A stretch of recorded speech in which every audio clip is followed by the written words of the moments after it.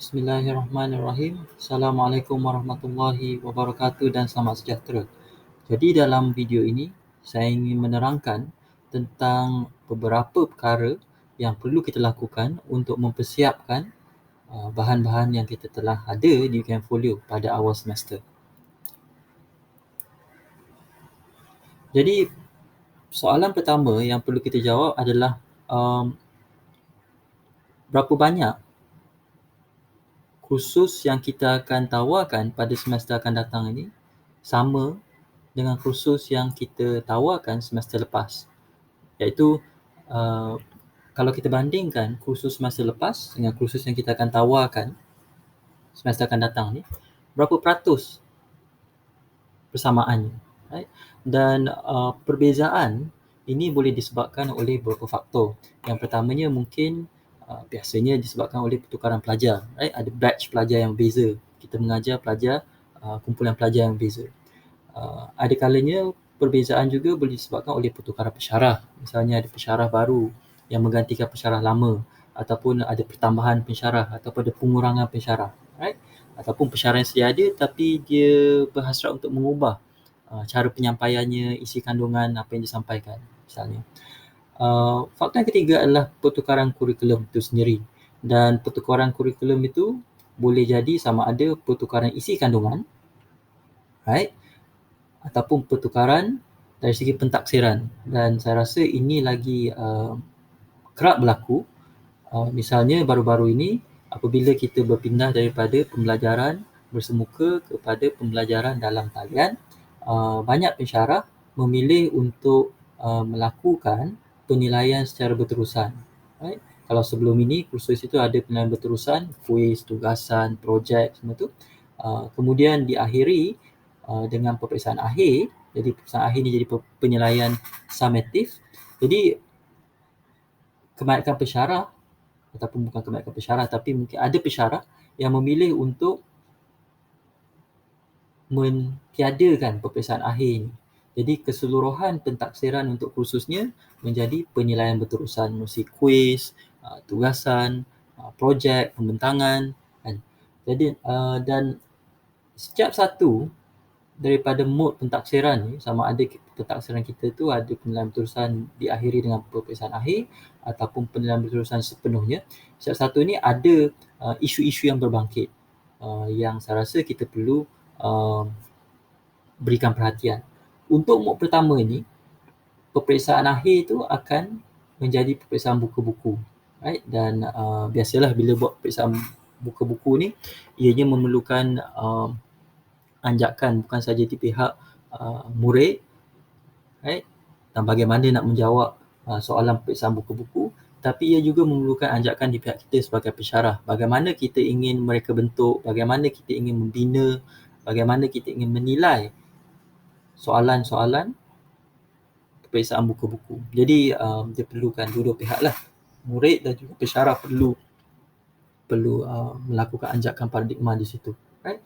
Manakala untuk mod yang kedua ini pula, sekiranya kita memilih untuk beralih kepada penilaian berterusan sepenuhnya, saya fikir ada dua isu yang perlu kita berikan perhatian. Yang pertamanya adalah bagaimana kita nak mensetarakan kursus yang menjalankan penilaian berterusan sepenuhnya dengan kursus yang masih ada peperiksaan akhir, right? Jadi kita kena pastikan yang penilaian untuk kedua-dua jenis kursus ini adalah setara, right?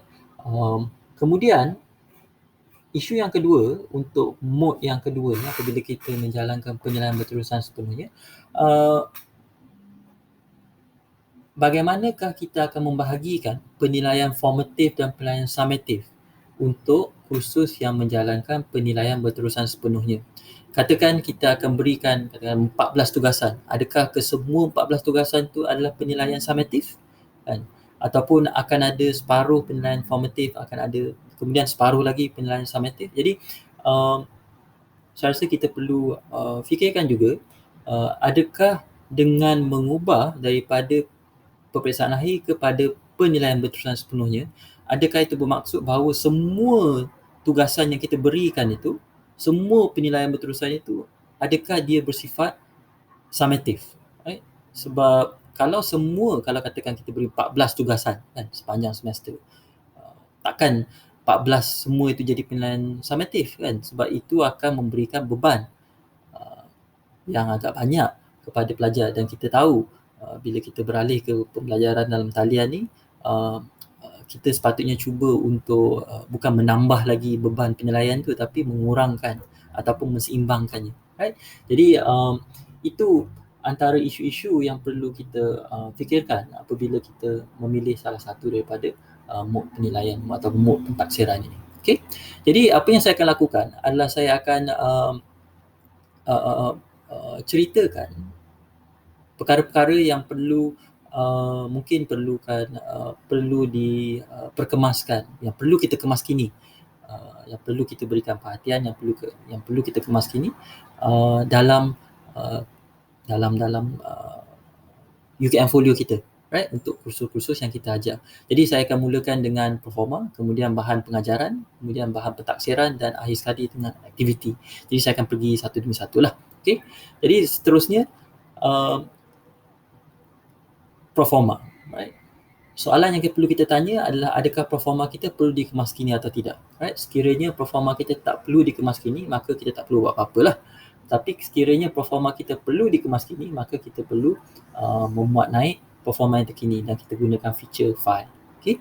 Jadi itu tentang performa. Kemudian berkenaan dengan bahan pengajaran, dan di sini bahan pengajaran ini saya bahagikan kepada dua. Yang pertamanya adalah bahan pengajaran yang berbentuk file ataupun URL, right? Pautan ke laman sawang ataupun ke mana-mana. Okay, jadi untuk bahan pengajaran ini kita perlu buat keputusan di antara 4 jalan berikut.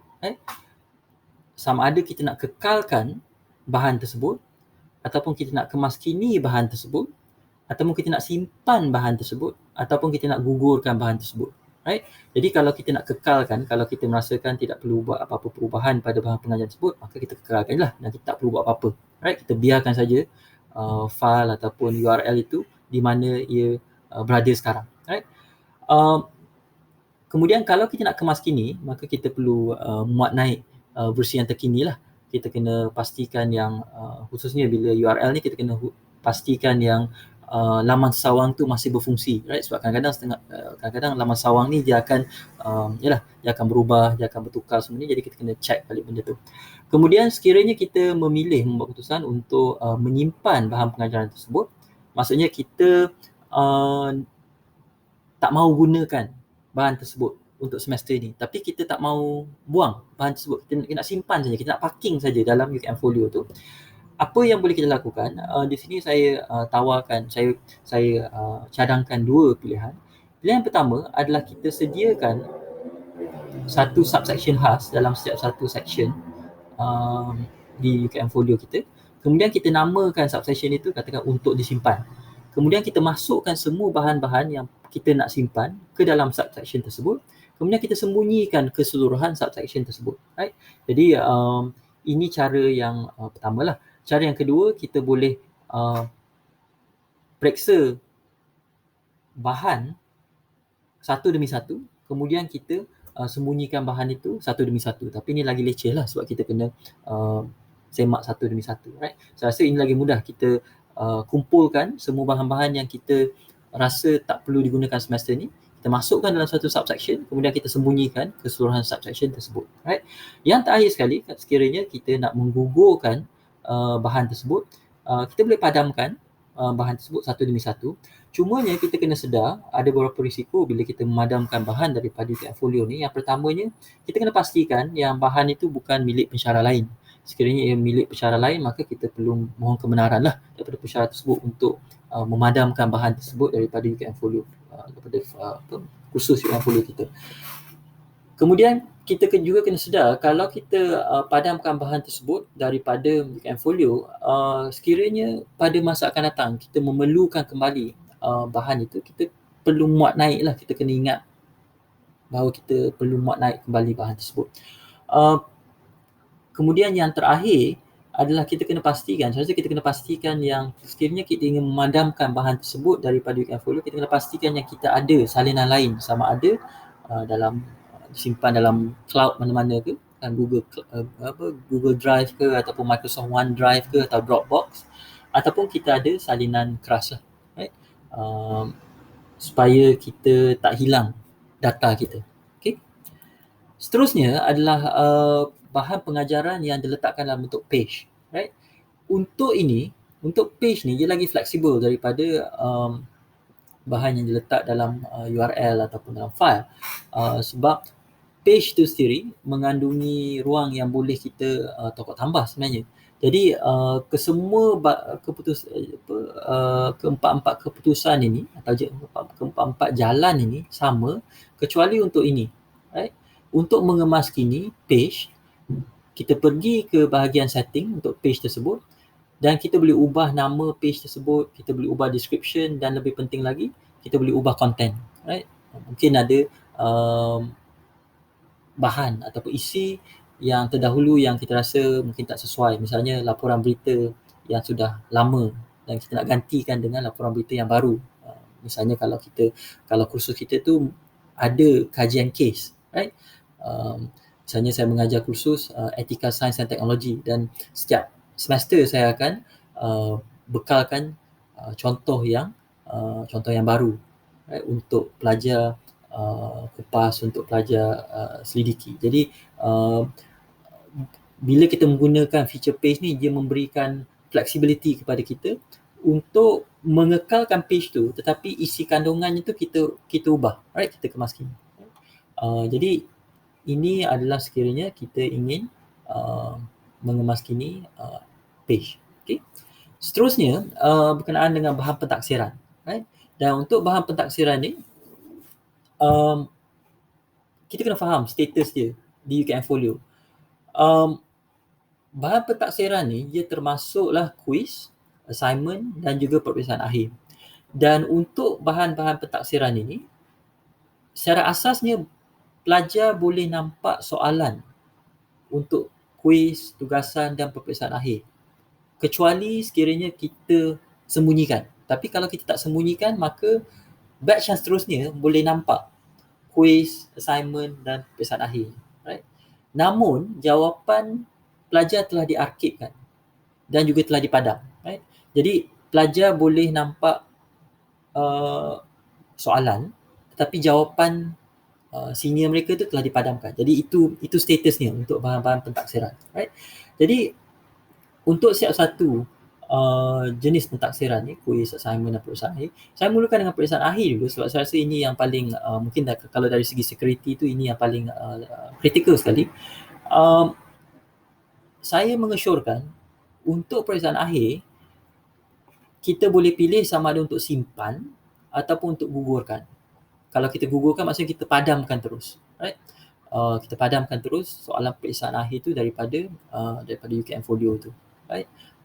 Dan saya rasa itu lagi menjamin keselamatan lah, right?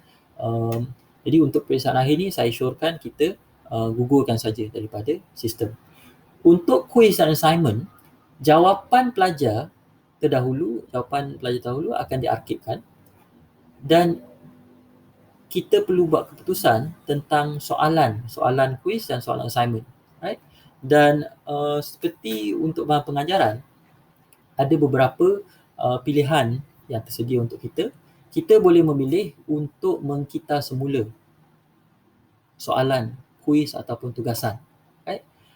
Sekiranya kita ingin contohnya kalau kuis kan, soalan kuis, kita ingin mengita semula soalan kuis tu, apa yang perlu kita lakukan, kita hanya perlu ubah tarikh dan masa untuk kuis tersebut, right?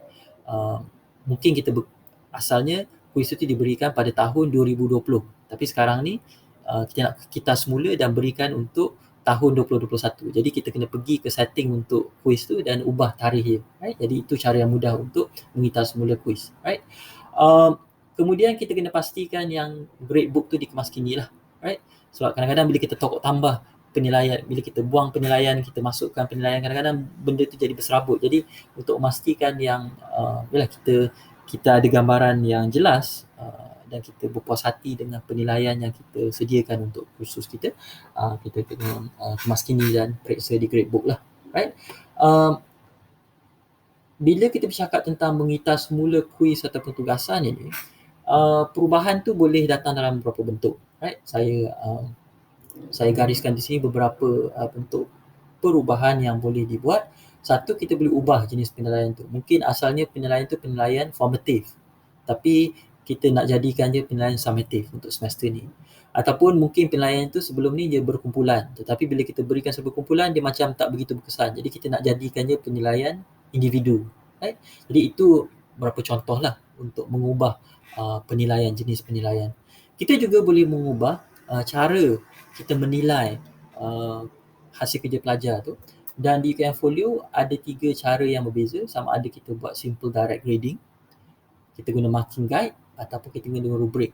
Misalnya kalau sebelum ni kita guna simple direct grading, right? Tapi berdasarkan pengalaman kita semester lepas, bila buat simple direct grading ni jadi leceh sebab kita kena buka skema, lepas tu kita kena baca jawapan pelajar, kemudian kena tanda secara manual, right? Jadi leceh. Jadi kita berhasrat, okey, mungkin semester ni aku nak cuba menggunakan rubrik ataupun nak cuba menggunakan marking guide. Jadi kita boleh membuat perubahan sedemikian, right?